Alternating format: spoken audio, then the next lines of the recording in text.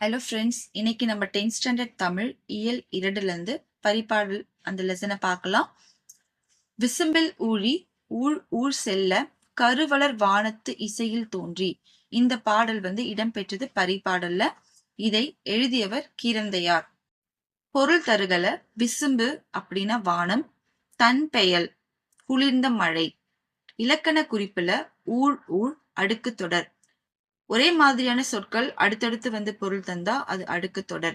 வளர்வானம் இது வினைத்தொகை. வினைத்தொகை 3 காலங்களுக்கும் உணர்த்தும். எடுத்துக்காட்டாக இப்ப வளர்வானத்தை வளர்ந்த வானம், வளருகின்ற வானம், வளரும் வானம், இந்த மாதிரி 3 காலத்துக்கும் பொருள் கொடுத்தா அது வினைத்தொகை. செந்தி இது பண்பு தொகை. செந்தியை பிரிச்சு பாருங்களேன். செம்மை கூட்டல் தி. சோ மை விகுதி பெற்று வருது. சோ இதனால இதை பண்பு தொகை நம்ம சொல்லலாம். பரிபாடலுக்கு வழங்கப்படும் சிறப்பு பெயர் ஓங்கு. ஓங்கு பரிபாடல். அடுத்து மேகம். மேகம் என்ற கவிதை தொகுப்பை எழுதியவர் முகமது ரஃபி. இவரோட இயற்பெயர் நாகூர் ரூமி.